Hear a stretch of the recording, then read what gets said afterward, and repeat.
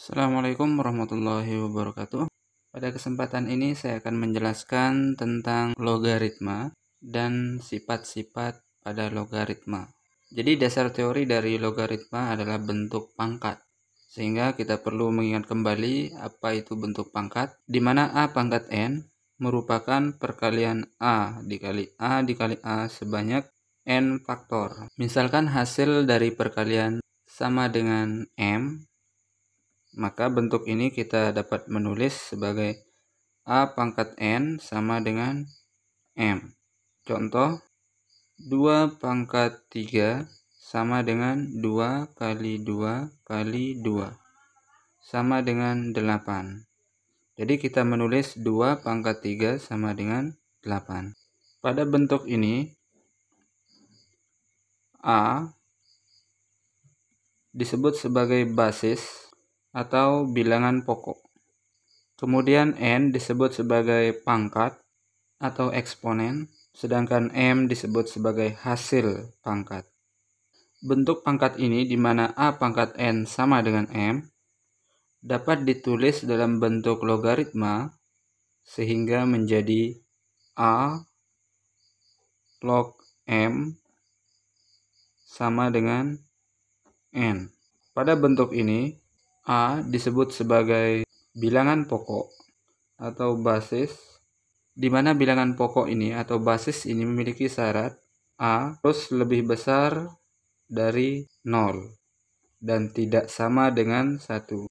Kemudian M disebut sebagai, sedangkan M disebut sebagai bilangan logaritma atau numerus. Itulah pengantar kita tentang bentuk logaritma. Jadi jika kita tadi memiliki 2 pangkat 3 sama dengan 8, maka ini dapat ditulis dalam bentuk logaritma di mana 2 log 8 sama dengan 3.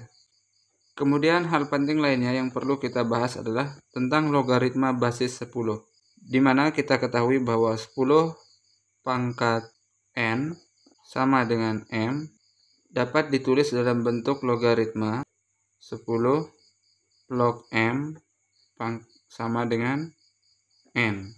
Khusus untuk basis 10 ditulis sebagai log M sama dengan N. Basisnya tidak ditulis pada bentuk umum, di sini ada A log M sama dengan N. Tapi khusus untuk basis 10 maka 10 tidak ditulis. Jadi misalkan 10 pangkat 2 sama dengan 100, maka cukup ditulis sebagai log 100 sama dengan 2. Sekarang kita akan lanjut kepada pembahasan tentang sifat-sifat logaritma.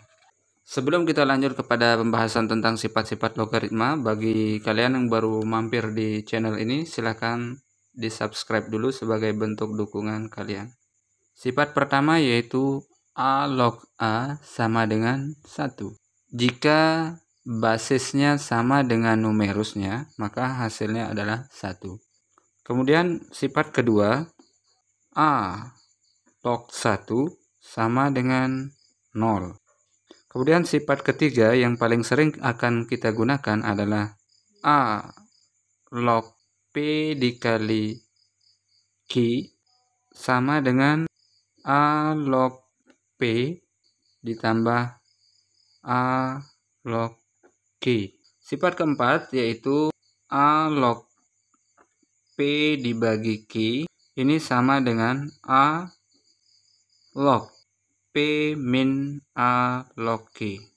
Kemudian sifat kelima, di mana A log P pangkat N ini sama dengan N kali A log P. Muncul sifat keenam, A log akar P ini sama dengan A log P pangkat 1/2 ini sama dengan 1/2 kali A log P. Kemudian ada sifat ketujuh, di mana A pangkat N log B pangkat M ini sama dengan M per N dikali A log B. Kemudian sifat yang ke-8 di sini adalah A log B dikali B log C sama dengan A log C. Sifat ke-9, A log 1 per B ini sama dengan A log B pangkat negatif 1. Ini sama dengan negatif A log B.